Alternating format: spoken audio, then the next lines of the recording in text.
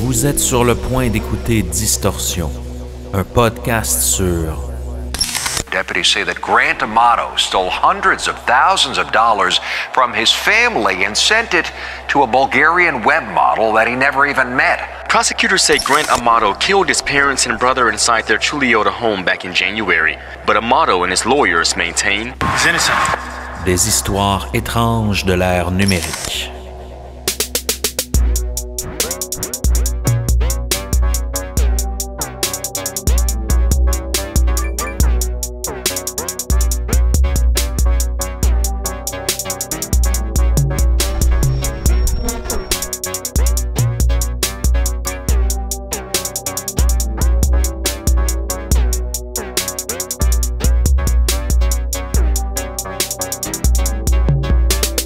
En juin 2018, après avoir perdu son emploi, Grant Amato se réfugie dans le monde très addictif des camgirls. Il rencontre Sylvia, une actrice porno bulgare, et devient complètement obsédé par elle. En quelques mois, Grant va flamber plus de 200 000 $ pour nourrir son obsession pour Sylvia, argent qu'il va voler à ses proches et à sa famille. L'histoire tournera au drame familial. Suivez-nous dans cette incursion obscure au cœur d'une des plus grandes cyberdépendances. Sébastien Lévesque, comment vas-tu ce soir? Ça va très bien et toi, Émile Gauthier? Ça va très bien parce que, encore une fois, on se rencontre pour un sujet vraiment original et obscur. Celui de Grant Amato, c'est un jeune homme de 30 ans, originaire de la Californie, qui l'an dernier, en fait, a développé une obsession pour une camgirl, une bulgare du nom de Sylvia, et puis il a flambé plus de 200 000 $ d'argent qu'il a volé à sa famille. Incroyable. Et tout ça a tourné à un véritable drame. Là. Donc, ça fait longtemps qu'on voulait parler un peu de cette cyberdépendance-là, celle de la pornographie en ligne, mais aussi des camgirls, puis on s'est dit que c'était le bon moment pour en parler. Oui, c'était le cas parfait pour parler de ça, parce que moi, c'est toujours quelque chose qui m'a un peu fasciné, le monde des camgirls, puis de voir, en fait, comment cette dépendance-là, qui est plus forte que la dépendance au porno, là, on va vous en parler un peu plus tout à l'heure, peut amener justement à quelqu'un de sensé de tout flamber son argent. Là. Oui, puis on veut rien vous divulgacher, mais ça va même aller très loin, cette histoire-là. Et on va voir au fil du temps comment Grant, justement, s'est réuni dans ces chat rooms-là autour de camgirls, puis comment il a nourri cette obsession-là, comment ça a escaladé au point où ça a détruit toute sa vie et celle de sa famille. Donc, très intéressant ce sujet ce soir. On vous conseille de rester avec nous jusqu'à la fin. Mais tout d'abord, qu'est-ce qu'on boit? Ce soir, mon cher Émile, on boit une bière de la microbrasserie Charlevoix de Baie-Saint-Paul. Et la bière s'appelle tout simplement une Session IPA. Donc, c'est son nom. Faible en alcool, 4,2 %, mais quand même une bonne amertume, 50 de IBU, puis on goûte le houblon. Hein? Oui, c'est comme un petit moteur, mais qui a un gros turbo. Oui, exactement. Bon comparatif. C'est une bière blonde. On nous dit qu'en bouche, on ressent une explosion d'agrumes qui provient du houblon hyper dominant de cette IPA qui est légère en alcool. On y retrouve un bel équilibre de saveurs avec une amertume poivrée et florale. Elle est délicieuse. Et cette bière-là nous a été offerte par Pierre. Merci à toi, Pierre, pour ta tournée de bière. Si vous voulez faire comme lui et encourager le show ainsi que remplir notre fridge, vous pouvez le faire au distorsionpodcast.com. Il y a un onglet tournée de bière. Oui, on a aussi un shout-out pour une review 5 étoiles sur Apple Podcasts qui nous vient de Annabelle du Canada. Elle nous dit « Je vous remercie de combler mes allers-retours au travail et de faire incessamment passer des minutes sur le tapis roulant. » Fais attention de ne pas faire d'accident sur le tapis roulant. Oui, s'il vous plaît, parce que tu vas voir, ça fait mal. On veut aussi remercier nos abonnés Patreon, que dis-je en français, qui nous permettent justement encore une fois de financer d'une certaine façon Distorsion. Oui. On vous rappelle qu'on offre 2 forfaits, le Distordu à 2 $ par mois, ça donne accès aux épisodes en avance, mais aussi à d'autres trucs, des rabais sur la boutique, accès à un serveur Discord, un shout-out dans l'épisode et d'autres trucs vraiment cool. Mais on a aussi le forfait à 7 $ qui est le forfait. Oui, monsieur. Et celui-là donne accès à encore plus de trucs. En fait, on fait du contenu exclusif pour ces membres-là et entre autres un épisode secret qu'on va sortir à la fin de la saison qui va être disponible seulement aux abonnés Oui Monsieur. Donc, checkez ça. Seb, je te laisse l'honneur de commencer. Je donne du love à Sopello. Big shout-out à toi, Cookie Kakume. De l'amour à Yvon L. Aussi un gros merci à Orize, c'est grâce à toi qu'on existe. Merci Vincent G. Et aussi un gros shout-out à toi, Kevin, on pense à toi. On pourrait rien faire sans toi, Manuel. Merci à Louise B, gros shout-out. Merci à toi, Mathieu M, beaucoup d'amour. Un gros merci aussi à notre actionnaire, Cédric R. Grâce à toi, Distorsion est là. Émile, est-ce qu'on est prêt à se plonger dans ce nouvel épisode? Oui, mon cher Seb, mais juste avant, on doit vous dire un petit mot à propos de notre partenaire, la Faculté de l'éducation permanente de l'Université de Montréal, celle qui enseigne aux adultes et où les admissions sont en cours pour le certificat en enquête et renseignement, mais comme pour les 30 autres programmes offerts. Absolument, Émile. Il s'agit d'un certificat universitaire de 30 crédits pour toute personne qui est passionnée d'enquête et qui souhaite travailler dans les milieux professionnels ou criminels. Au terme du certificat, vous allez être en mesure de mener une enquête de A à Z. Hey, ça, c'est cool. Ce certificat est parfait si vous voulez compléter une formation existante, réaliser un bac par cumul avec d'autres certificats, par exemple en criminologie, ou encore réorienter votre carrière, ou encore si vous voulez être recherchiste pour Distorsion. Oh, bonne idée. Est-ce que ça serait une bonne formation pour, mettons, 2 podcasteurs comme toi puis moi qui s'intéressent aux enquêtes? Oh yes, mon gars, même que j'y pense à tous les jours. Peu importe d'où vous venez, que vous soyez un distordu canadien ou européen, vous pouvez vous inscrire au certificat en enquête et renseignement à la FEP, la Fédération. Peu importe d'où vous venez, que vous soyez un distordu canadien ou européen, vous pouvez vous inscrire au certificat en enquête et renseignement à la FEP, qui est la Faculté d'éducation permanente, au fep.umontréal.ca. Je pense qu'on a tout dit, Seb. Est-ce qu'on est prêt à se plonger dans le monde obscur des Camgirls et de Grant Amato? Oui, monsieur. C'est parti. Grant Amato est un jeune homme de 29 ans qui vit encore chez ses parents avec sa mère et son père à Chua-Luata, en Floride. Sa famille est composée de Margaret Amato, sa mère âgée de 61 ans, de Chad Amato, son père âgé de 59 ans, et de son frère Cody, son aîné âgé de 31 ans. Ils habitent tous sous le même toit dans la résidence familiale située au 2112 Salton Circle à Chuluata. Celle-ci est une très belle résidence là, avec ses petits pignons et ses grandes fenêtres. La maison est située sur un magnifique terrain avec une végétation luxuriante, un endroit parfait pour élever des enfants. Jason Amato, le frère aîné, est le seul membre de la famille qui n'habite pas dans la résidence. La famille de Grant est plutôt aisée. Ils ont tous ce qu'ils ont besoin pour vivre et malgré qu'il approche de la trentaine et qu'il a longtemps occupé des emplois stables, Grant demeure encore chez ses parents. C'est un phénomène assez de notre époque en ça, les tanguis, là, les gens qui restent longtemps chez leurs parents. C'est plus nouveau depuis qu'on fait des études souvent universitaires où le mode de vie a changé un peu. À l'époque, à nos parents, là, dès qu'on était majeur, ils voulaient qu'on quitte la maison, mais aujourd'hui, la dynamique est vraiment différente, puis ça en est la preuve. Là. Même, on va voir plus tard dans l'épisode que Grant n'avait pas vraiment comme plan de quitter sous peu, là, parce que quand même, 29 ans, approche de la trentaine, mais bon, chacun son mode de vie. Hein. La famille semble être très unie, puis tous ces gens-là semblent mener là, une vie de famille saine et très heureuse. Chad, son père, souhaite de tout cœur que sa famille soit heureuse et confortable pour le futur. C'est pourquoi il travaille très fort, plus de 12 heures par jour pour un centre d'appel pour un CVS, la chaîne de pharmacie américaine. Oui. On dit aussi qu'il avait une compagnie d'informatique, en fait, sur le side de Chad Amato. Il s'était auto-formé lui-même. Puis, donc, en plus de ça, il gérait une petite compagnie qui faisait des sites web, je crois. Fait que ça fait des journées chargées. Exactement. Il veut s'assurer là, que sa famille ne manque de rien et que le futur soit bien organisé. Margaret, la mère, est aussi amatrice de chevaux. Elle a récupéré un ancien cheval de course, là, une jument qu'elle a nommée Lady, dont elle s'occupe religieusement, en visitant une étable tout près de sa résidence. Après 10 ans, Lady est malheureusement décédée, ce qui a fait beaucoup de peine à Margaret, qui a continué néanmoins à visiter l'étable pour s'occuper des autres chevaux et passer le temps là, et faire le vide. As-tu déjà fait de l'équitation, toi? Oui, un de mes oncles a un ranch, en fait. Donc, quand j'étais plus jeune, j'ai eu la chance d'y aller et de faire un peu d'équitation, mais je peux pas dire que je suis un grand équestre. Ah, c'est bien ça. Grant Amato, de son côté, est bachelier en soins infirmiers, étude qu'il a complétée en 2011. Il travaille dans des hôpitaux depuis plus de 5 ans. Il a aussi tenté de compléter un baccalauréat en anesthésie en 2015, chose qu'il n'a pas réussi, et il a dû cesser tous les cours. Grant est aussi passionné de jeux vidéo. Il a d'ailleurs une chaîne Twitch et au fond de lui-même, il aimerait bien poursuivre une carrière de de gamer professionnel, comme plusieurs autres jeunes hommes et jeunes femmes intéressés par cette passion. Oui, dans le monde d'aujourd'hui, c'est une réalité. Hein? C'est plus juste un rêve impossible.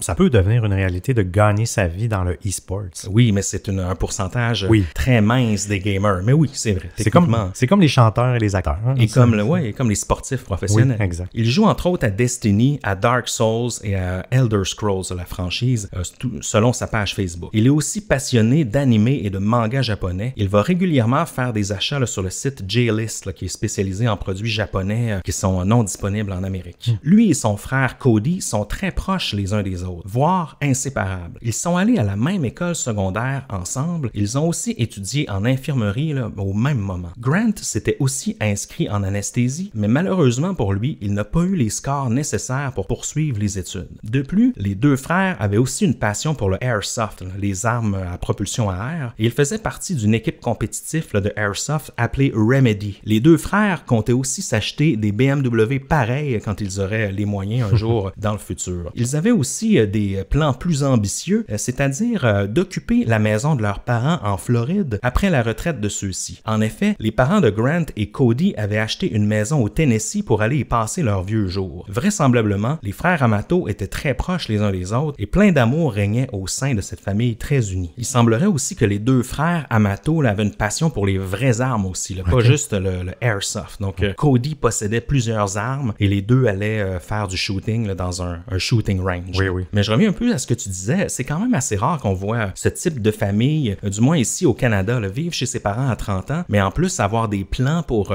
occuper la maison de ses parents entre frères lorsque les parents vont être à la retraite. Mais je veux dire, j'ai aucun jugement envers ça. C'est juste plus rare, du moins dans mon cercle personnel. Oui, ben c'est parce que généralement dans la vie, on veut faire, on veut voler de ses propres ailes, avoir sa propre maison, son propre condo, son propre appartement. Mais même une femme, des enfants. Oui, ben c'est ça, j'allais dire, même fonder sa famille. Tu veux pas nécessairement vivre avec tes frères, même si tu les aimes beaucoup. Donc c'est vrai que c'est une drôle d'ambition. En fait, c'est une drôle d'ambition pour des gens de cet âge-là. C'est le genre de projet que tu fais à 15 ans, quand tu sais pas trop la vie c'est quoi, la vie d'adulte. Mais ouais, non, c'est un peu particulier, mais en même temps, il y a quelque chose de beau là-dedans. C'est qu'il y a une belle fraternité entre eux. En juin 2018, les choses vont prendre une tournure plus difficile pour Grant Amato. Déjà, Grant ne travaillait pas beaucoup. Il pouvait faire de 3 heures à 12 heures par semaine seulement, en appuyant le reste de ses besoins sur la charge de ses parents, qui payent déjà beaucoup pour la famille en général. Oui, puis que son père, il fait au moins 12 heures par jour pour payer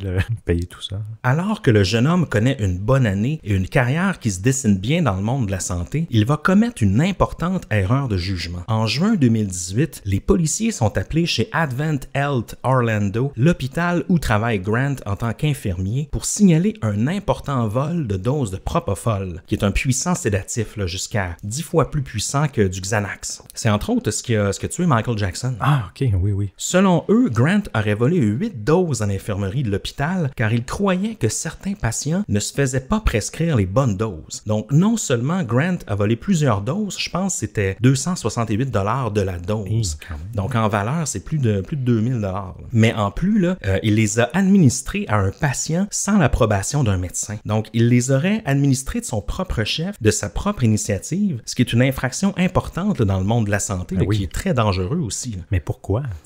Lui, apparemment, il jugeait que les patients étaient encore dans la douleur, puis que ce que les médecins leur prescrivaient n'était pas assez puissant. Mais tu sais, après, faut respecter les ordres du médecin. Il y a des choses que je présume que Grant n'était pas au courant, peut-être, dans les dossiers médicaux et tout ça. Oui, exactement. Le médecin, il dose selon le patient, il connaît l'historique du patient. C'est une drôle de décision. Il semblait avoir des bonnes intentions, un genre de Robin des Bois de la douleur. De l'urgence, mais quand même, ça peut être très grave comme infraction. Oui, puis même conséquence.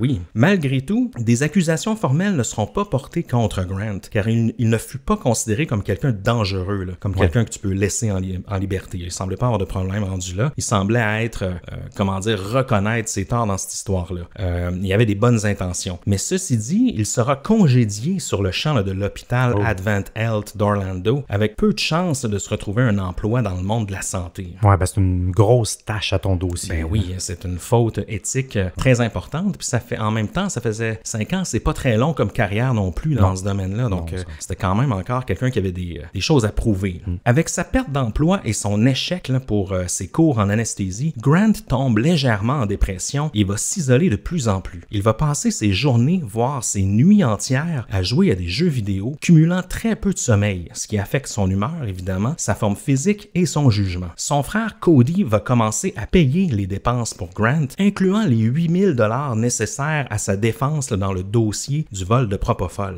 Parce qu'il a dû assurer une défense là, pendant quelques mois là, en attendant que, justement, il laisse tomber les charges. Il va découvrir un autre type de hobby, si on peut l'appeler ainsi, auprès des cam girls. Donc, il va commencer à passer énormément de temps auprès de ces demoiselles, mais aussi de tout l'univers en ligne qui vient avec. Mais toi, Seb, je pense que tu connais bien ça, les cam girls, hein? Je connais pas ça tant que ça, mais c'est un monde qui m'a toujours fasciné, en fait. J'ai jamais été un utilisateur parce que je trouve que ça coûte trop cher, mais l'univers m'a toujours un peu fasciné. Mais si on remonte justement à l'origine, tu sais, de où est-ce que ça... Les premières webcams, pas webcams, mais les cam girls qu'on a retrouvées sur le web, ça remonte à 1996. Fait que c'était quand même dans les débuts du web. C'était une étudiante au nom de Jenny Ringley qui créa un site web qui s'appelait JennyCam. Je dois vous avouer que je me souviens du nom de JennyCam, puis sûrement qu'à l'époque, surtout dans ces années-là, j'ai dû aller voir un peu, puis c'était pas le même écosystème qu'aujourd'hui. Elle était quand même innovatrice.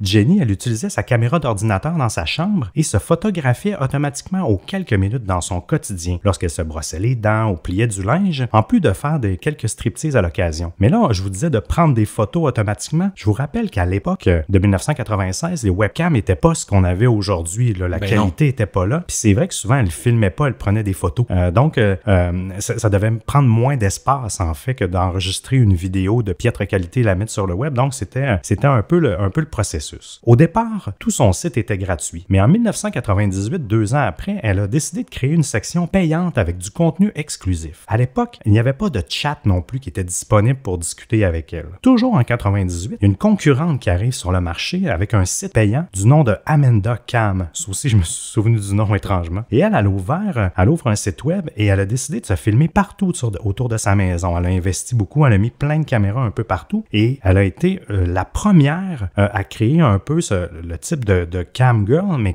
où ce qu'on peut chatter avec elle en échange d'argent. Donc, elle a un peu tracé la voie des cam girls. Elle passait minimum 3 heures par jour à discuter en ligne. Il n'en fallait pas plus pour que cette feature payante se répande partout sur le web. C'est un peu à cause de elle que tout ça est né. Autrefois, les cam girls étaient considérés comme une petite niche dans l'énorme monde de la porno. Oui. Mais aujourd'hui, je lisais un des hauts dirigeants de l'industrie, il dit qu'aujourd'hui, c'est plutôt le contraire. Le camming, comme il l'appelle, c'est le moteur de revenus de la porno. C'est ce qui drive le plus parce qu'on le sait avec les Pornhub de ce monde, les revenus de la porno en ligne ont énormément diminué. Tout a changé. Ben oui, un peu, on retrouve le même effet qu'avec YouTube. Là, oui, YouTube ou même Napster. En tout cas, tout justement, le contenu gratuit, c'est un peu la même chose. Mais les cam girls, pour vraiment avoir, disons, du vrai contenu ou une interaction, il faut payer. Et c'est comme ça qu'ils se sont un peu repris. Juste pour vous donner des chiffres, là, j'ai des chiffres de 2016. Mais en 2016, j'ai pas été capable d'avoir de chiffres plus récents, là, mais il dit qu'il y avait 14 000 cam girls qui étaient répertoriées dans le monde. Donc aujourd'hui, ça doit être un peu plus. Puis je parle pas des cam boys aussi, hein, parce que ça existe aussi. Hein, j'ai vu, c'est le même écosystème. Il doit en avoir moins,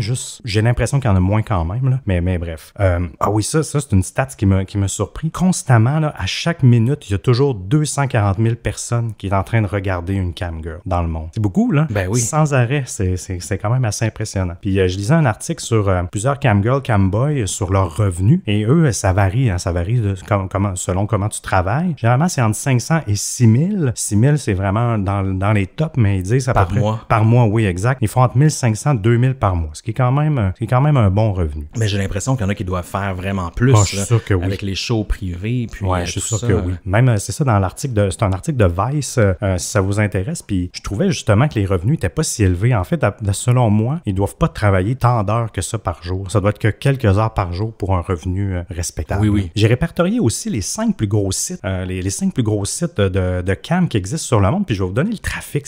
Vous allez voir, c'est un phénomène qui est pas banal. Le site Live Jasmine, que je connais aussi parce que ça fait longtemps qu'il existe, lui, là, il y a 180 millions de visites par mois. Puis pour acheter, on va y revenir un peu plus tard, mais pour acheter des tokens, de la monnaie, parce que la monnaie d'échange d'échange ou d'interaction avec une camgirl, c'est des tokens qu'il faut acheter. Puis pour 100 tokens, sur ce site-là, c'est 11 $. C'est le site le plus cher qui a été répertorié au niveau des tokens. Ensuite, tu as CamSoda, qui est un autre site que je connaissais pas, 68 millions de visites par mois. Puis il est un petit peu moins cher à 5 $ pour 100 tokens. Tu as Jerkmate, 35 millions de visiteurs. Tu as I'mLive, 30 millions. Et MyFreeCams.com, rappelez-vous de ce nom-là, 15 millions de visiteurs par mois. Donc, c'est beaucoup de monde quand même qui navigue sur ces sites-là. Carrément, mais ça littéralement, ça n'a pas juste transformé le monde de la porno, ça a aussi transformé l'industrie du travail sexuel aussi, parce qu'il y a beaucoup de filles ou de garçons qui vont choisir ça au lieu de la prostitution d'une certaine façon, parce que c'est beaucoup plus sécure. Ben oui, exactement, parce que on le sait, à l'époque, pour ces femmes-là, les femmes ou les hommes qui vont dans l'industrie du sexe, généralement, c'est pour l'argent.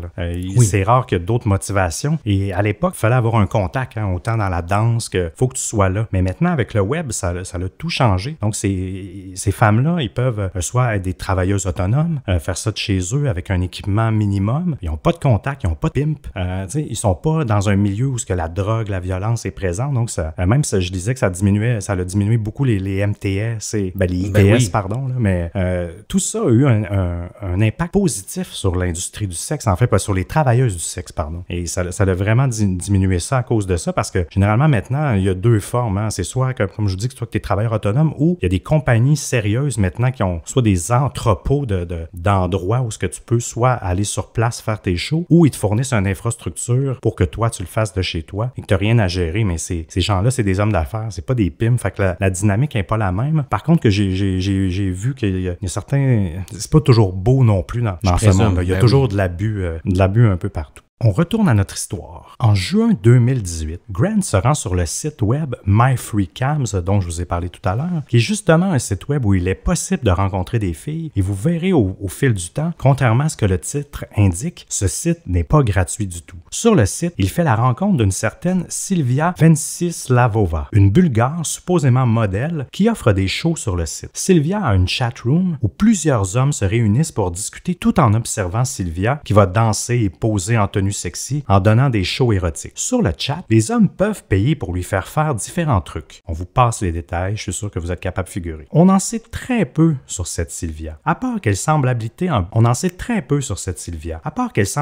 Bulgarie et qu'elle parle anglais avec bien sûr un accent assez apparent, il s'agit d'une grande brunette, les cheveux un peu bouclés et semble être dans la trentaine selon nous, possiblement plus âgée que Grant. C'est vrai qu'elle a l'air, selon les photos, elle a l'air dans un petit peu plus de 30 ans. Grant va découvrir un monde qu'il ignorait auparavant et va commencer à prendre goût à cette relation virtuelle. Malgré le fait que Sylvia n'est pas exclusive à lui, elle partage ses shows avec plein d'autres hommes, évidemment, Grant se sent quand même un peu exclusif. Déjà, je trouve ça particulier, le fait que tous ces gens-là, évidemment, soient pas exclusifs à elle, mais qu'ils aient quand même du plaisir entre eux. Ça me fait penser un peu aux Arbiters dans le cas de Bianca Devins. Oui, le fait qu'ils trippent ensemble sur la même fille, ça doit créer une genre de cohésion, j'imagine, mais moi aussi, je trouve ça un peu bizarre. Puis tu sais, on parle du sentiment d'exclusivité, ils ont le tour, ces filles-là, quand même, pour te faire sentir exclusif. Puis souvent, quand ils peuvent justement te parler en privé dans une autre chatroom, c'est là que la magie doit s'opérer, là, puis que justement, la fille doit tout faire en son pouvoir pour le garder avec lui, parce que on parlait des tokens, mais elle veut que tu en dépenses des tokens, fait qu'elle va faire à peu près tout ce qu'elle peut pour te motiver à dépenser encore plus sur elle. Puis à te rendre plus exclusif. Oui, exact. Au niveau des frais engrangés, au prix que coûte ce hobby, si l'on peut dire, il est facile d'y passer toutes ses économies. Voici un petit exemple de ce que ça pouvait coûter de passer quelques minutes avec Sylvia en compagnie de plein d'autres hommes dans une chatroom. Oui, et là, vous allez voir, j'ai fait quelques petits calculs pour vous, cher Distordu. Vous allez voir, ça monte vite. Le tout fonctionne avec le système de jetons dont tu nous parlais, Seb, et ces jetons-là, il faut les acheter avec de l'argent réel, bien évidemment. Une minute avec Sylvia coûte 90 jetons. Et il est possible d'acheter 5000 jetons pour 600 $ US. Grant passait au moins 4 heures à chaque soir à regarder les shows de Sylvia. Et là, vous allez voir, le département des finances de Distorsion a effectué quelques calculs. Un jeton coûte 10 sous. Donc 90 jetons pour une minute de show en coûte 10 et 80 $ US. Environ 11 $. Une heure de show coûte donc 648 $. Ouch! Donc, 4 heures de show, donc un soir moyen pour Grant, ça lui coûte 2592 US. Et là, lui, il est complètement obsédé par elle, donc il la voit à chaque jour. Donc, pour un mois, on parle d'environ 770 760 $. Et si on fait le calcul, pour une année, écoutez bien ça, ça me donne, là, je vous épargne quelques sous, mais au-delà de 933 000 $. Presque 1 million. Mais comment est-ce possible? Ça n'a pas de bon sens. Ben oui, c'est vraiment une addiction là, très sévère et très coûteuse. Là. On a sorti quelques comparatifs pour tenter de voir où se situe cette dépendance-là en rapport avec des drogues puissantes connues. Là. Par exemple, et là, juste à titre comparatif, le prix moyen de l'héroïne, là, une des drogues avec le plus haut taux de dépendance dans la rue aux États-Unis, si on en croit le Centre de soutien aux dépendances ou encore le Addiction Center, qui est un organisme américain, ça se situe entre 5 et 20 $ par petit sac d'héroïne. Un utilisateur très dépendant va en consommer parfois de 10 à 15 fois par jour. Donc, le montant de sa facture hebdomadaire serait entre 438 $ à 1750 $ par semaine pour une dépendance à l'héroïne. Donc, le coût annuel lié à cette dépendance-là peut donc aller de 22 000 à 91 000 par année, et parfois plus, tout dépendant de la région et du prix dans la rue, évidemment. Le meth, par exemple, la meth, pardon, qui est aussi très coûteuse, mais beaucoup moins que l'héroïne, peut coûter entre 12 000 et 38 000 $ par année aux utilisateurs fréquents. Et si je vous compare à la cocaïne, qui est très coûteuse, mais un peu moins addictive, peut coûter jusqu'à 170 000 par année pour un utilisateur très dépendant. Donc, c'est des gros frais, là. Oui, oui. Donc, vraiment, la dépendance de Grant envers Sylvia, la camgirl, est sans doute une des dépendances, des pires dépendances que j'ai jamais entendu parler. Ah non, c'est fou, là. La somme d'argent, ça me fait capoter. Ben oui, j'ai calculé d'autres affaires. Si je buvais à chaque jour là, 4 bouteilles de Veuve Clicquot, Seb, au lieu de boire de l'eau, là, ça me coûterait 105 000 $ par année. Là, ce qui est beaucoup moins que ce que Grant, ça lui coûte. Là. Puis si je pousse encore là, mes goûts de luxe, puis que je devais m'acheter une ceinture Gucci par jour pendant 1 an, il m'en coûterait 197 000 $ par année. Ce qui est encore une fois beaucoup moins cher que la dépendance de Grant. Là. Mais est-ce que ça se traite une dépendance aux ceintures Gucci? Bonne question. Je sais pas s'il y a des groupes anonymes là-dessus. Mais bref, moi, j'en reviens juste pas. Là. C'est même plus cher que quelqu'un qui voudrait se payer une escorte à chaque jour. Ah oui, c'est débile. Mais c'est fou, pareil, le prix qu'on est prêt à payer pour de l'attention humaine, hein, même si la personne n'est pas tout près de nous. Hein.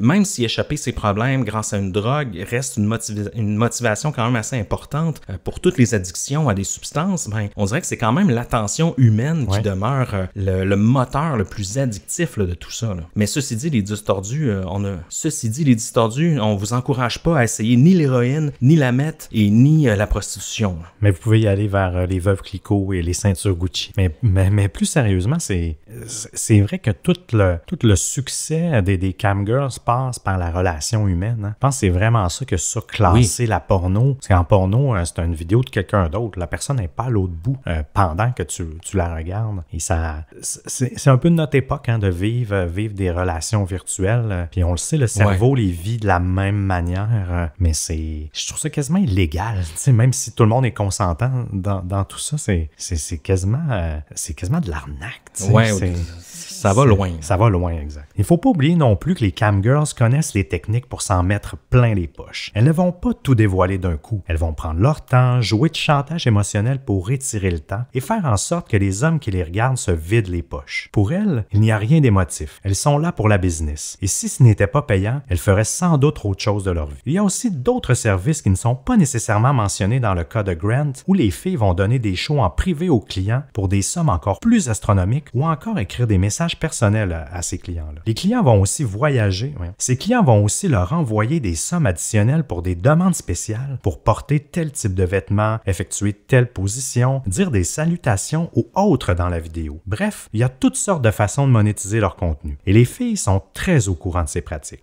Les vidéos privées en vidéo chat seront importants pour Grant, car cela lui permet de passer du temps en intimité avec Sylvia, ce qui lui permet de s'en approcher. Mais ces vidéos chat en privé sont encore plus coûteux. Grant va donc devoir user de créativité pour trouver les moyens de subvenir à sa très coûteuse dépendance à la pornographie et au sexe. En plus de ça, il commence à développer en plus des sentiments pour Sylvia, ce qui amplifie son addiction. Pour réussir à maintenir le rythme, Grant va d'abord épuiser ses propres finances personnelles et surcharger sa carte de crédit. Par la suite, une fois qu'il aura terminé d'épuiser ses finances personnelles, il va commencer à emprunter de l'argent à gauche et à droite sous prétexte que c'est pour payer ses études ou encore démarrer sa carrière de gamer professionnel sur Twitch et promouvoir sa chaîne. Toutefois, nous n'avons aucun indice comme quoi Grant souhaitait réellement démarrer une carrière de streamer. Il ne semblait pas vraiment sérieux dans cette démarche-là. Non, on voyait qu'il jouait à certains jeux, mais sa chaîne Twitch semblait pas vraiment démarrer. Donc, de là à dépenser des milliers de dollars pour la promotion de sa chaîne, c'est une excuse. Je pense qu'il jouait du fait que ses parents, tout ça, devaient ignorer un peu c'était quoi Twitch et puis jouer là-dessus. Oui, exact, toute la mécanique. Ses parents vont croire qu'il tente un nouveau départ après son congédiement de l'hôpital. Donc, ils vont le supporter en tant que bons parents. Par contre, ils vont se rendre compte que les choses ne font qu'accélérer et que les cartes de crédit familiales accumulent des charges astronomiques. On peut voir dans les documents de la Cour que Grant a surchargé une carte de crédit à plus de 6 800 $. Il ne faut pas oublier que dans le but de séduire Sylvia, la Bulgare, Grant lui a dit qu'il gagnait un gros salaire de plus de 450 000 par année, qu'il serait un anesthésiste bien nanti qui conduirait une M3 de BMW, mais qu'en plus de ça, il serait un gamer professionnel qui aurait gagné des bourses lors de compétitions. Cela lui permettait d'avoir une bonne réputation auprès des membres de la chatroom de Sylvia et d'avoir l'air d'un big shot auprès d'elle. De cette manière, il gagnerait encore plus de son attention. Mais le mode de vie de Grant se détériore et il s'isole de plus en plus. Il ne faut pas oublier qu'ils sont nombreux à habiter dans la maison familiale, ce qui laisse peu d'intimité à Grant. Sa routine sera celle-ci. Après le souper, dès 20h,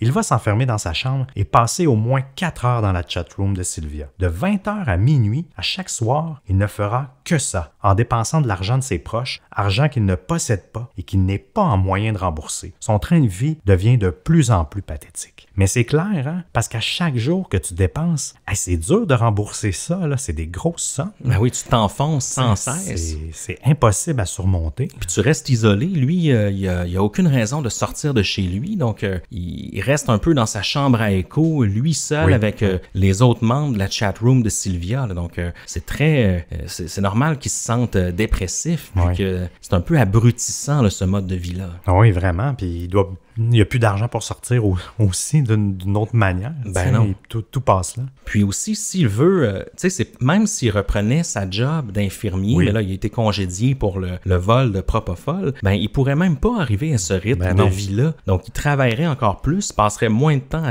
avec Sylvia, puis il arriverait même pas avec son salaire d'infirmier à pouvoir accoter ces sommes-là. Là. Mais non, on calculait tantôt presque 1 million par année. Ben oui. Ça, c'est en dépenses. Pour que tu aies 1 million de dépenses, il faut que tu en gagnes au moins 2.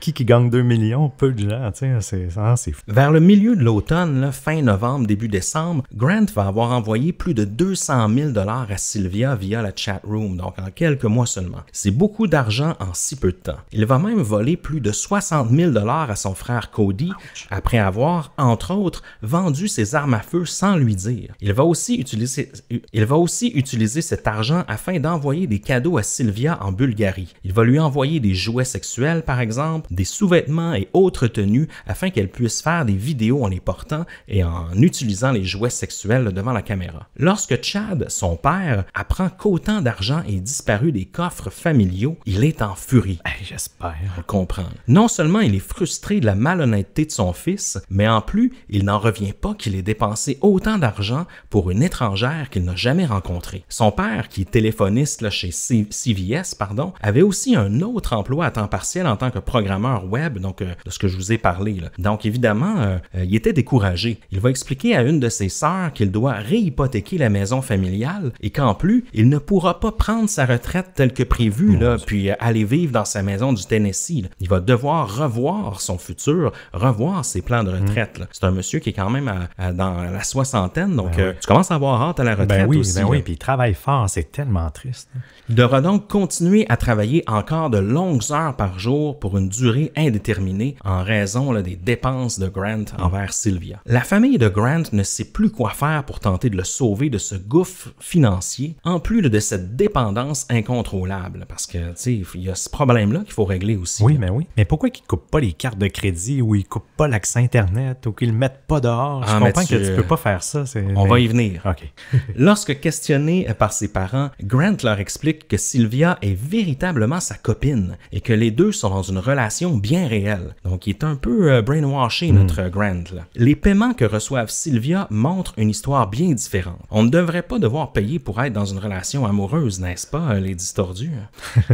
Malgré sa tristesse et sa frustration, Chad, le père, accepte de donner à Grant une seconde chance s'il accepte de ne plus contacter Sylvia. Il va donc couper les ponts pendant un certain temps et il va se faire confisquer son téléphone intelligent. Toutefois, sa mère Margaret, trop gentille, va lui permettre d'utiliser son propre téléphone pour continuer à parler à Sylvia via Twitter. Au moins, c'est gratis. Hein? Les choses vont se calmer un peu là, au début novembre. Et Grant va même partir au Japon avec son frère Cody et un ami, un voyage prévu depuis un bon bout de temps. Il en coûte 10 000 $ chacun pour participer à ce voyage-là. Et Cody, une fois de plus, va devoir payer pour Grant afin qu'il puisse participer au voyage. Mais tu sais, c'est son frère, sont un peu inséparables, donc il va le faire de bonne foi. Mais on se rappelle que Cody s'est fait voler ses armes à feu par Grant. Il s'est fait voler 60 000 $ et aussi il a payé pour les 8 000 $ de frais pour son vol de Propofol. Une chance qu'il y a un bon frère, hein, quand même. Exactement. Néanmoins, le voyage va bien se dérouler. Grant va d'ailleurs publier. Néanmoins, le voyage va bien se dérouler. Grant va d'ailleurs publier des vidéos de son voyage sur les réseaux sociaux. Il semblerait que pendant ce voyage, toutefois, il a disparu un certain temps et son frère l'a retrouvé au fond d'un commerce avec une tablette en train de communiquer avec Sylvia via le Wi-Fi du commerce. Là. Donc, ce voyage ne semblait vraisemblablement pas le faire changer d'idée ou encore de le distraire de son obsession.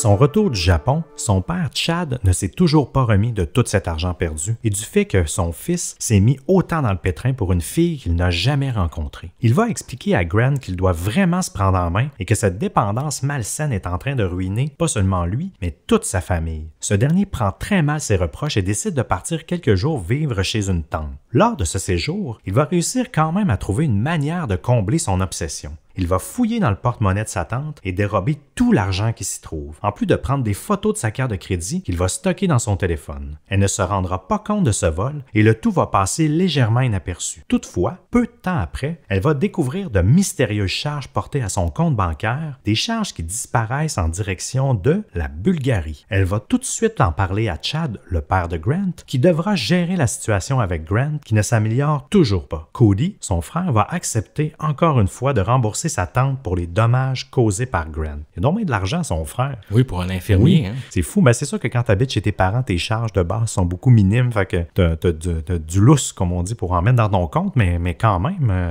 il y a un bon fond. Chad, ainsi que son autre fils, Cody, vont fortement suggérer à Grant de s'inscrire à une thérapie de 60 jours sur la dépendance au sexe et à la pornographie au centre Cornerstone, à Fort Lauderdale. La famille est d'accord pour investir 15 000 $ dans cette thérapie, toujours dans le but de récupérer Grant qui s'enfonce de plus en plus. On voit ici l'amour d'une famille. Famille aisée quand même. Il me semble que ça sort l'argent. Hein? Ça me fascine. Le 22 décembre 2018, Grant part finalement à sa thérapie à Fort Lauderdale. On se rappelle, la famille allonge encore un autre 15 000 $ pour tenter de récupérer Grant de sa dépendance abusive à la porno et à sa camgirl bulgare. La thérapie doit durer 60 jours, donc de s'échelonner jusqu'à la fin du mois de février 2019. Il passera donc les vacances de Noël en absence de sa famille dans le centre. Toutefois, Grant n'en peut plus et va convaincre ses parents qu'il est guéri et va quitter le centre Cornerstone et retourner chez lui le 9 janvier. Donc, loin du 60 jours. Le 9 janvier, oui quand même. Suite à cet échec supplémentaire, la famille Amato n'en peut plus et ils doivent à tout prix recadrer Grant là, une fois de plus. Ils ont déjà essayé plusieurs choses. Donc, son père Chad et son frère Cody réalisent une autre intervention en lui présentant cette fois-ci un genre de contrat écrit à la main qui résume les conditions qu'il doit remplir pour pouvoir demeurer à la maison familiale. Grant doit par la suite cocher les conditions qu'il s'engage à respecter. Et là, c'est assez fabuleux parce que cette preuve-là, le fameux contrat écrit à la main, ainsi que plein d'autres choses, c'est tout disponible sur le web grâce à la loi d'accès à l'information américaine. Oui. Donc, il y a vraiment des internautes qui ont fait cette demande-là et qui ont posté, ils ont mis tout ça sur un genre de drive et on va y revenir un peu plus tard. Il y a beaucoup d'autres choses troublantes sur ce drive-là, mais on retrouve plein de trucs intimes et on retrouvait ça même avant le procès de Grant. Oui, Donc, oui. parfois, je suis vraiment surpris de tout ce qu'on peut accéder grâce à cette loi-là. Donc, dans ce contrat, on y retrouve au point 1. Avant de rentrer de ton séjour en thérapie, tu dois choisir un plan de vie parmi les suivants. Le premier, c'est vivre à la maison. Le deuxième, vivre en appartement, ce qui requiert de l'argent que Grant n'a pas. L'autre option, c'est vivre à l'hôtel, même scénario. Et option D, c'est joindre l'armée. Mais étant donné qu'il s'est fait arrêter auparavant à cause du vol de Propofol, il y a peu de chances qu'il soit choisi pour rentrer. Mais en plus de ça, apparemment que Grant est trop maigre et est en piètre condition physique là, pour rejoindre l'armée. Donc, Grant va décliner toutes les options sauf vivre à la maison. Ce qui l'amène au point suivant du contrat qui explique qu'il doit avouer tous ses mensonges à Sylvia. Même que les parents vont écrire eux-mêmes à Sylvia pour tout lui avouer. Oh. Donc, il ne fait pas un salaire de 450 000 $, il ne conduit pas une BMW, il n'est pas un gamer professionnel non plus. Donc, ils vont tout dire ça à Sylvia. Ils vont aussi lui dire que Grant a volé plus de 200 000 $ à la famille et qu'il a de gros problèmes de dépendance. Cette situation ne plaira pas du tout à Grant, ce qui va aussi le créer un froid avec Sylvia. On retrouve aussi au contrat les conditions pour demeurer à la maison, évidemment. Entre autres, Grant doit présenter un plan écrit de ses futurs projets professionnels au retour de sa thérapie. Il doit se trouver un emploi de jour dans les 60 jours suivants. Donc, pas d'emploi de soir, ou d'emploi de nuit. Il faut que ça soit de jour. Ouais. Il doit montrer aussi des preuves de ses applications d'emploi. L'autre point suivant, c'est aucune utilisation d'Internet après minuit. Donc, il n'y aura plus de session de 20h à minuit comme auparavant après le souper avec Sylvia. Aussi, il y a un modem avec une capacité limitée qui va être installé dans la maison pour justement limiter le trafic. Là, parce que ça doit prendre du jus, ça, des live Oui, streams quand comme même. ça. Hein. C'est comme écouter Netflix. Hein. Au point suivant, il n'y aura plus de plan de données sur son téléphone. Donc, Grant s'est mis d'accord pour n'avoir qu'un flip phone, là, en fait, pour se débarrasser de son téléphone intelligent. Tous ses contrats de cellulaire sont annulés. Tous ses forfaits de cloud là, sont aussi annulés pour plus qu'il puisse stocker de l'information dans le cloud. Et tous ses tablettes, téléphones et ordinateurs doivent être reformatés. Mais ça, c'est tous des contraintes techniques, mais qui sont tous un peu contournables. Oui,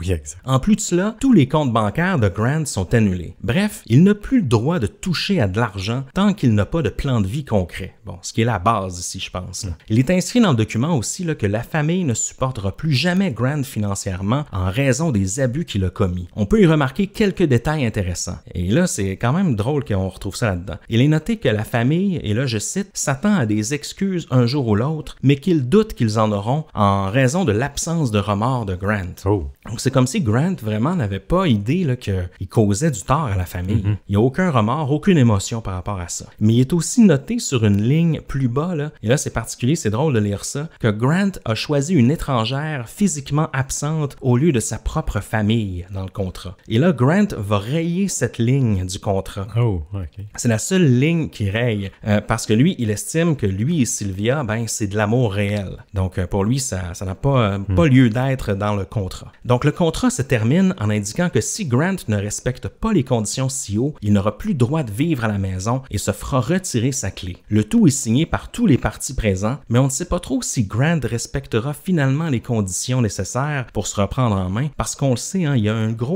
une grosse historique de rechute. Et l'amour, ça n'a pas de prix.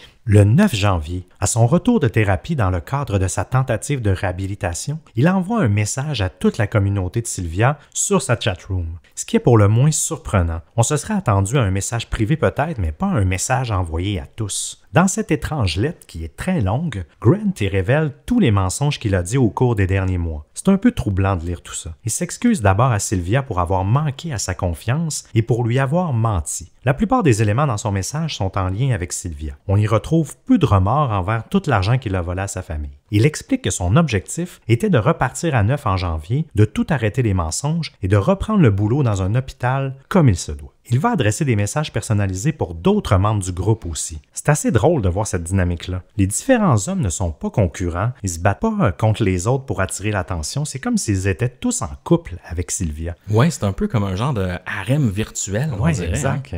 Une polygamie contrôlée, je sais pas trop, c'est vraiment étrange. On va y voir un extrait où il mentionne « Je veux prendre part à la réalisation de ses rêves avec vous et je sais que je peux à nouveau faire partie de sa vie. » On peut y lire plus loin. Ne la lâchez jamais, les gars. C'est quelqu'un que vous n'oublierez jamais et ne voudrez jamais oublier, peu importe la douleur qui vient avec. J'espère que je pourrai être avec elle à nouveau et j'espère que je pourrai faire à nouveau partie de la communauté. Je suis désolé pour ce que je lui ai fait et pour ce que je vous ai fait. Il leur demande pitié afin d'avoir un jour une seconde chance dans cette communauté-là. Ouais. De ce qu'on comprend, en fait, c'est qu'il est attaché beaucoup à Sylvia, mais l'attachement, il vient aussi avec la communauté. Parce que j'ai l'impression que dans ces 4 heures par jour, là, il doit discuter aussi avec toute cette gang-là. Puis souvent, justement, dans le chatroom généralisé, c'est ça doit être un peu toujours le même monde. Fait que, d'après moi, c'est devenu aussi ses amis virtuels. Tout ça, oui. Pour qu'il y ait tout ce respect-là. Et c'est drôle aussi, l'acceptation du partage avec les autres, puis que les autres doivent prendre soin d'elle. C'est une drôle de dynamique. Oui, il y a un petit côté enfantin un peu, là, tu sais, de groupe d'élèves avec la maîtresse d'école. Là. Mais tu sais, il y a un peu, tu sais, quand tu lis ces lignes, je veux prendre part à la réalisation de ses rêves avec vous. Tu sais, c'est vraiment comme si toute à la gang, on allait réaliser les rêves de Sylvia, tu sais, mais je trouve qu'il romantise beaucoup cette relation-là qui est essentiellement un échange, une transaction monétaire. Oui.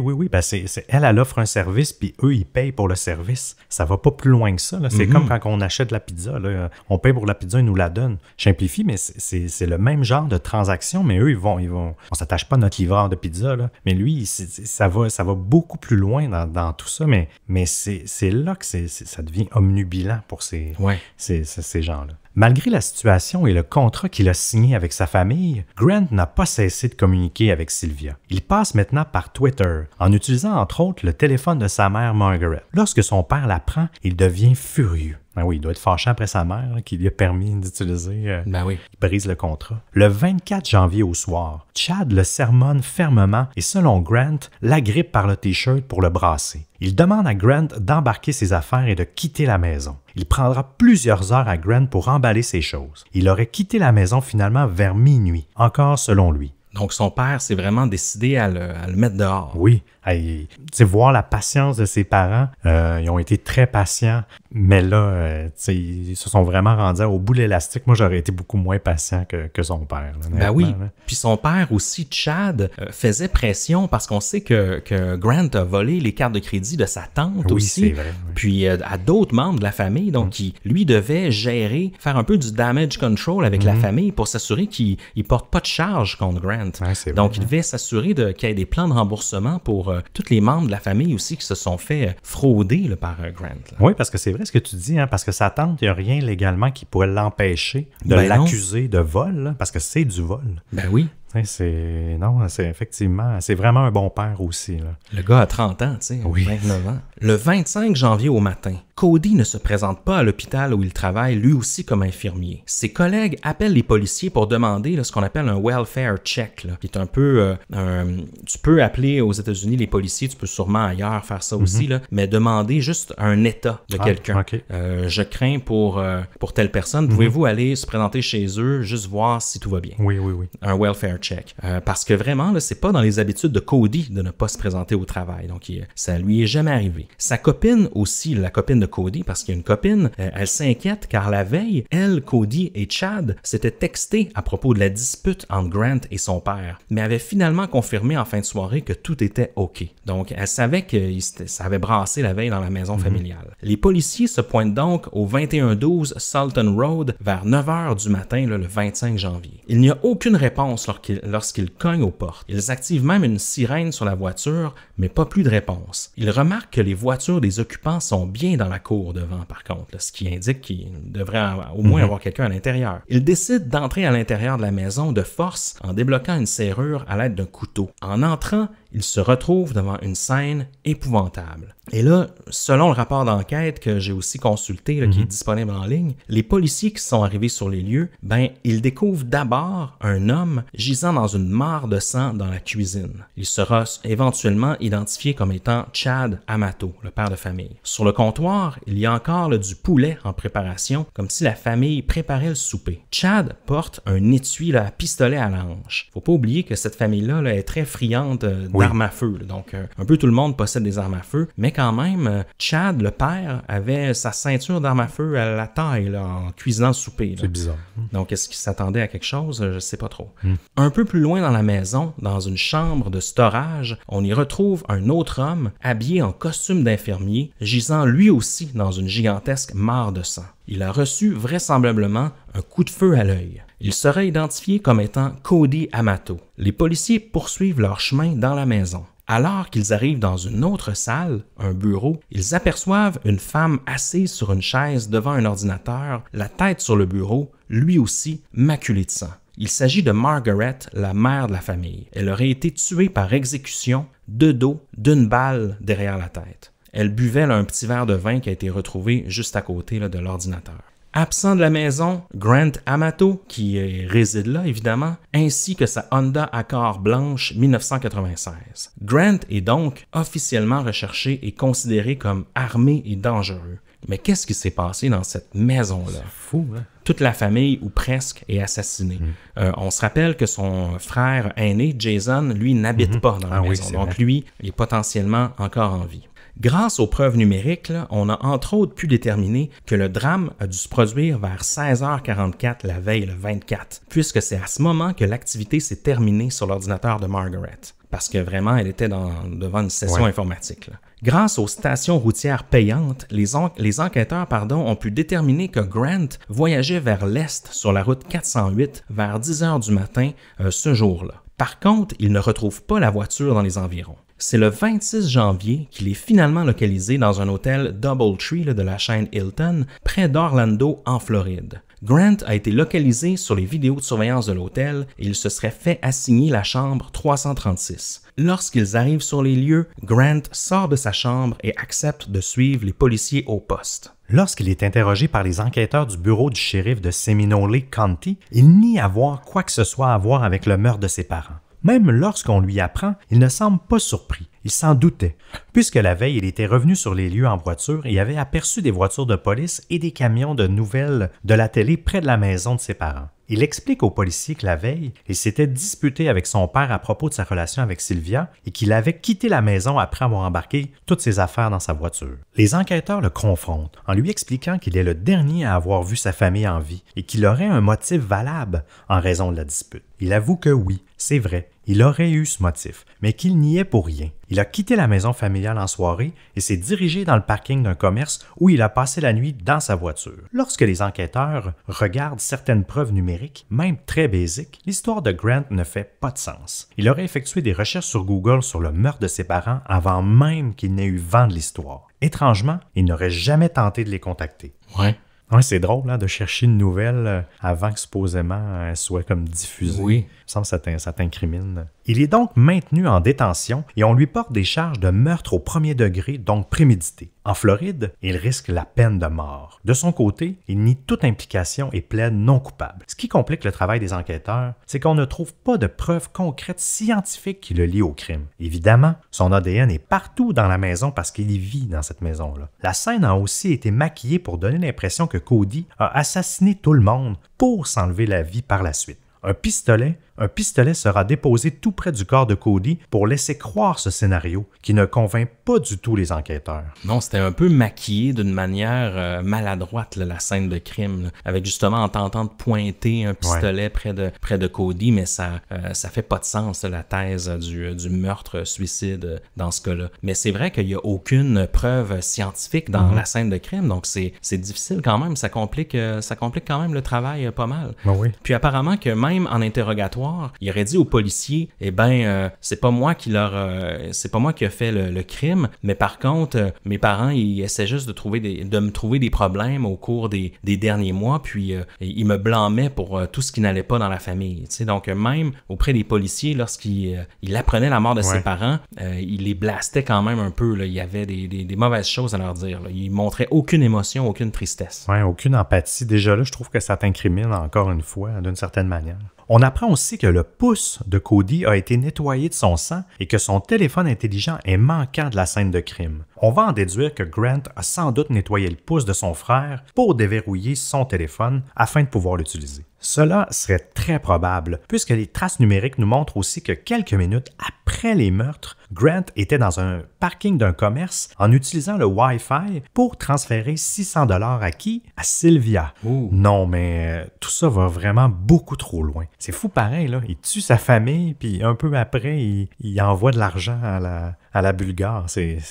Ben oui, avec le téléphone de son frère. Son frère qui vient d'assassiner. Tu sais, son frère avait du sang partout, sauf le pouce nettoyé. Tu sais. C'est incroyable, là, tout ce que ça peut te pousser à faire. Ah, ça n'a aucun sens. Son procès aura l'avantage d'aller très vite, donc de ne pas coûter trop cher aux contribuables, car le 31 janvier 2019, il a reçu déjà son verdict. Coupable de meurtre au premier degré, il obtient la prison à vie sans possibilité de libération conditionnelle. Son grand frère, Jason, qui a échappé au massacre, va offrir un témoignage poignant, expliquant au jury comment son frère est devenu un monstre après avoir nourri cette obsession pour une camgirl bulgare. Grant, de son côté, n'a montré aucune émotion et a refusé de témoigner. On n'en saura donc jamais plus sur la véritable chronologie des événements et sur ce qui s'est réellement passé dans la maison familiale ce soir-là. Non, exact. Parce qu'en refusant de témoigner, évidemment, il refuse d'être contre-interrogé. Non, exact. Le 12 août 2019, il y avait un appel de planifié, car la prosécution poursuivait sa démarche pour obtenir la peine de mort. Oui, il ne faut pas oublier qu'il y a la peine de mort en Floride. Oui. Celle-ci sera rejetée ce jour-là. Il semble en effet très difficile d'obtenir la peine de mort, tout d'abord parce que l'aile des condamnés est apparemment surpeuplée, et en plus, de moins en moins de gens sont pour cette pratique. Il y a tout le côté moral et éthique. Il est très difficile, selon la couronne, d'obtenir un jury qui décidera de façon unanime d'exécuter une sentence de peine de mort. Donc, Grant Amato passera donc sa vie en prison.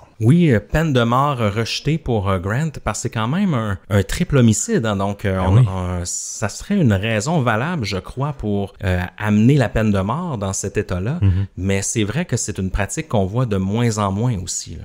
Oui, vraiment, mais la bonne chose là-dedans, c'est qu'au moins, il n'y aura jamais de libération conditionnelle, donc il se retrouvera jamais à la rue et il ne pourra plus jamais contacter une camgirl, en fait, ou retomber dans tout ce tourbillon de dépendance-là. Puis même, je pensais à ça en prison, là, il a dû tomber cold turkey rapidement. En manque, hein, oui. Manque. Je me demande comment il a j'ai pas vraiment beaucoup d'empathie pour lui, mais je me questionnais quand même comment il a vécu son sevrage. Son sevrage, là, que là, il avait pas le choix de faire. Là. Il pouvait pas voler de l'argent à personne, voler le téléphone à quelqu'un ou quoi que ce soit. Et là, au moins, il ne tuera plus personne non plus. Là. Puis j'ose croire que Sylvia viendra jamais le visiter, même si Grant lui a envoyé plein d'argent. Oui, c'est ça. Il ferait le saut quand même, si ça se présentait à la prison. Ouais. Ben, ça fait un peu le tour de la chronologie des événements, mon cher Seb. C'est quand même une histoire assez frappante qui est très représentative de notre ère, je trouve. Oui. La cyberdépendance, la dépendance à la pornographie, le fait de maintenir une relation virtuelle au point où justement ça compte comme étant une relation réelle. Et puis tout cela escalade en drame familial. Ouais. Moi, j'en revenais pas de lire tout ça, puis j'en revenais pas que c'est passé de justement un peu un hobby à un triple homicide, là, un familicide même. Là. Ah oui, puis tout l'argent, sincèrement, c'est pire que certaines histoires de drogue, de dépendance de drogue qu'on a pu lire, là. Parce que avec la drogue, un peu comme les calculs que tu as fait, on dirait qu'on peut jamais arriver à ce niveau niveau-là de dépenses parce qu'à un moment donné, notre corps a une limite. On dirait que contrairement à du cam-girl, ben, il y a moins de limites, là, étant donné que c'est du temps qui s'écoule. Puis il n'y a pas du sexe avec elle en tant que tel. Donc, c'est que ça devient comme sans limite toute la dépense. La dépense à ça, non, j'ai rarement vu des gens... On dirait que le seul parallèle des dépendances, c'est le gambling. Que je verrais que c'est vrai que tu peux beaucoup dépenser de l'argent et vraiment t'enfoncer. Hein.